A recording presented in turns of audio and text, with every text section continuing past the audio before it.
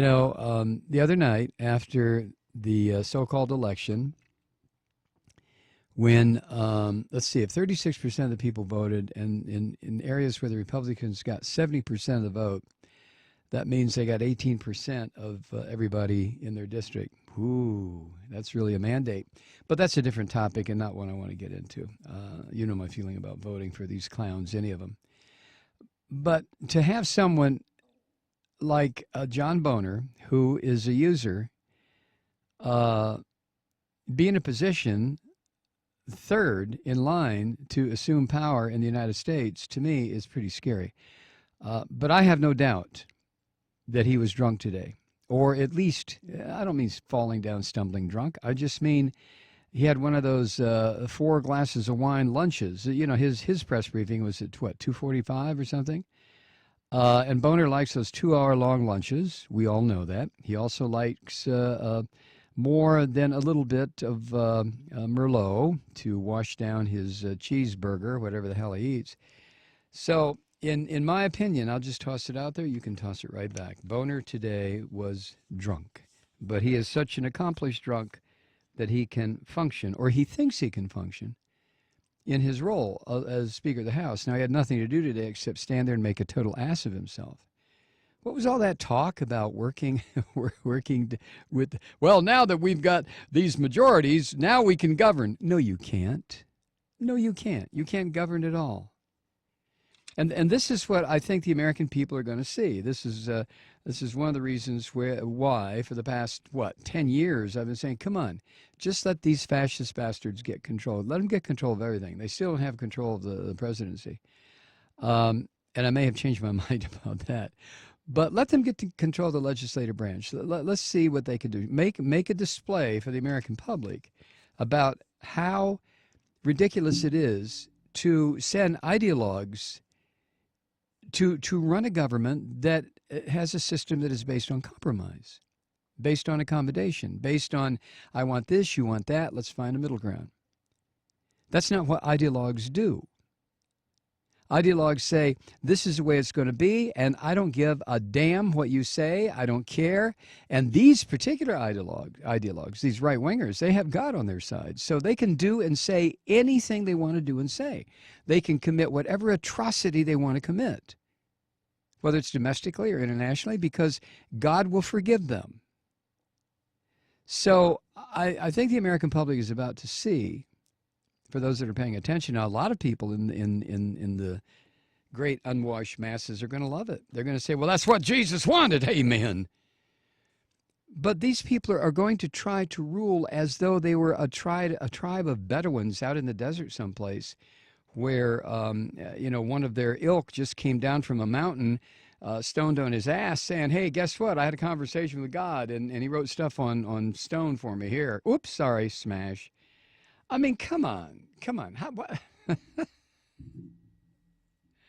So right away, the Republicans are talking about they're going to go after Obamacare again. What will this be? The 60th time? I mean, this is what the next 2 years are going to be like. Now, this is where I hope I'm right here. I hope Barack Obama has found his spine. I'll say spine, you know what I mean.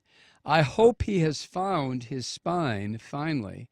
He now has nothing to lose. Everything he could lose, he's lost because of his almost useless leadership. We are where we are. There's an awful lot that Obama could have done had he been a strong leader, had he been not afraid. I can understand his fear. And if you can't understand his fear, then you have been paying attention to what's been going on in this country for the past 250 years. I can understand his fear. I surely can. But I also can understand that if he decided he wanted to be the president of the United States, he was going to have to get over that fear that is imbued in every black man in this country, especially one who tries to stick his head up above the crowd. White folks will be right there with a goddamn rope. They always have been, and until something changes, they always will be. I mean, during his entire, don't misunderstand. I'm not excusing any of his lack of leadership. I'm not saying that anything that he's done has provided the American people with a sterling example of powerful progressive leadership? Hell no. In the first place, that's not Obama. Forget his race. He is a center-right leader with the emphasis on right.